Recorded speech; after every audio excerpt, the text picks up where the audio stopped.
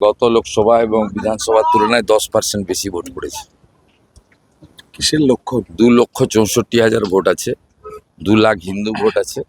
হিন্দু ভোটে 90% পোল আমি কোনোদিন দেখিনি, এবং ভেকুটিয়া সোনাচূড়ার কোনো কোনো বুথে তো 94-5% পর্যন্ত ভোট পড়েছে।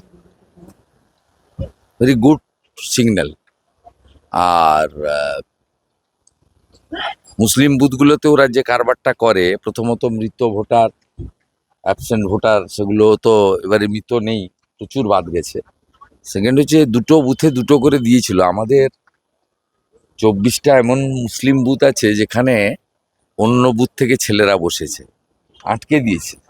পোলিং এজেন্টরা খুব সাহসী, মানে একদম নির্জীব ছিল না। সব মিলিয়ে ঠিক আছে। এবারে ইভিএম সিল হবে, ঠিক জায়গায় পৌঁছাতে হবে। ইলেকশন কমিশনকে ধন্যবাদ, প্রত্যেকটা ইভিএম এ জিপিএস লাগিয়ে দিয়েছে। মানে এদিক ওদিক করার খুব একটা সুযোগ তৃণমূলের কাছে নেই বলে মনে হচ্ছে। কত ভোটে জিতবেন শুভেন্দু অধিকারী? কত ভোটে জিতবেন? আমি তো এইভাবে ক্যালকুলেশন করি না। তো 8,200 অভিজিৎ গাঙ্গুলি মহোদয়ের সময় লিড ছিল, তারপরে ভোটার কেটে গেছে আপনার মৃত, অ্যাবসেন্ট, ফেক আর অ্যাডজুডিকেট মিলে প্রায় আপনার ভোট কেটেছে 13,000। আমার বিশ্বাস ভালো লিডই হবে। মুসলিম বুথগুলোতে ওরা লিড করবে, এটা অস্বীকার করার কোনো জায়গা নেই। আমি সেটা আশাও করি না, কিন্তু 90% ভোট পাইনি। দাউদপুর, বয়াল, কেন্দামারি ইত্যাদি গ্রাম পঞ্চায়েতে মুসলিম ভোটের একটা অংশ আইএসএফ এবং সিপিএমকেও দিয়েছে। আমি এই ট্রেনটা দেখলাম, এটা কনসলিডেট হইতে ছিল, এটা ক্র্যাক করেছে। অন্যদিকে সনাতনী রাষ্ট্রবাদী ভোটার্স, মহিলাদের সাপোর্ট বিজেপির উপরে মারাত্মকভাবে পরিলক্ষিত হয়েছে। এটা ওমেন সেফটির ক্ষেত্রে, নারী সুরক্ষার প্রশ্নে মমতা ব্যানার্জির উপরে মহিলাদের অনাস্থা, আমি এটা আমার অবজারভেশন। 152টা আসনে আজকে নির্বাচন হলো। টিএমসির তরফ থেকে ইতিমধ্যেই প্রায় 1000খানা কমপ্লেন জমা পড়েছে নির্বাচন কমিশনে। এইটা কিভাবে দেখছেন আপনারা? হেরে গেছি। হারার আগে ইলেকশন কমিশন, প্রধানমন্ত্রী অমিত শাহজি এদের বিরুদ্ধে অভিযোগ করার জন্য সুপ্রিম কোর্টের বিরুদ্ধেও করবে, এবারে পোলিং পার্টির বিরুদ্ধেও করবে। আধা সামরিক বাহিনী তো শত্রু, ঠিক আছে, চোখের বালি করবে। মানে আজকে যে 1000 যে অভিযোগ বললাম, ইভিএম ম্যালফাংশনিং অভিযোগ করছে, মানে এই বলবে হেরে যাওয়ার গ্রাউন্ড রেডি করছে, বলবে ইভিএম হ্যাক করে দিয়েছে, অমিত শাহজি আছেন এখানে, ওইসব বলবে। এবং আরো একটা বড় অভিযোগ যে সেন্ট্রাল ফোর্স নাকি সেখানে ভোটারদের প্রভাবিত করেছে, যাতে সেন্ট্রাল হোস পিটিয়েছে। চোপড়াতে না, এখানেও পিটিয়েছে, এখনো পিটাচ্ছে ভালো। কমিশনের ভূমিকা? এই যে আপনারা দেখছিলেন না, আমি কমলপুর থেকে, কমলপুরটা করেনি, কমলপুরে মুসলিম ভোটারদের লাইনও, এটাতে আমার ঢুকতে দেয়নি। It's a very very good signal.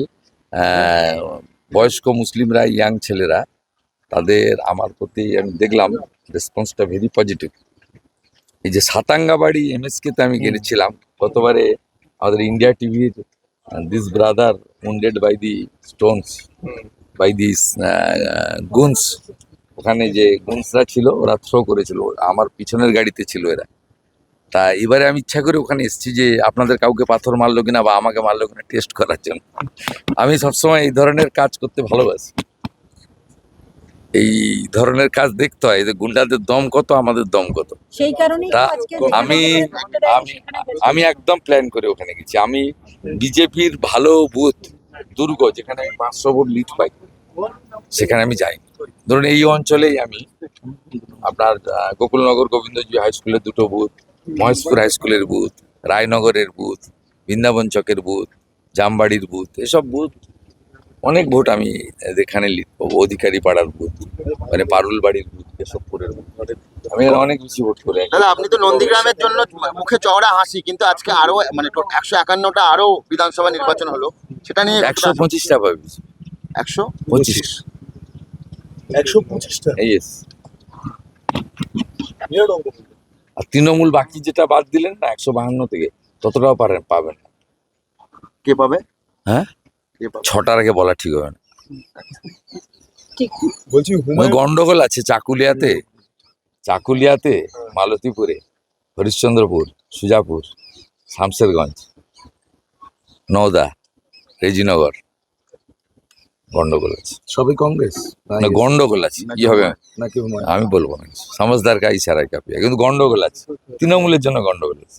এই ভোট পড়েছে, এই পোলিংটা কিন্তু মানে 2019, 21, 24 আমার এখানেই তো 11% বেশি বলি, মানে যত ভোট বেশি পড়ে সরকার বিরোধী ভোট সরকার চলে গেছে, টাটা বাই বাই। দাদা আপনার কি এখন টার্গেট দাদা আপনার কি এখন টার্গেট ভবানীপুর? কারণ ডিফেন্স মিনিস্টার কোথাও হতে আপনি কলকাতার উদ্দেশ্যে রওনা দিচ্ছেন। আমার দুটো প্রোগ্রাম আছে। অনেক দিনের স্বপ্ন দাদা, আমার একটা ফটো চাই। আমার না এখানে লোকজন এত কম্পিটেন্ট আছে,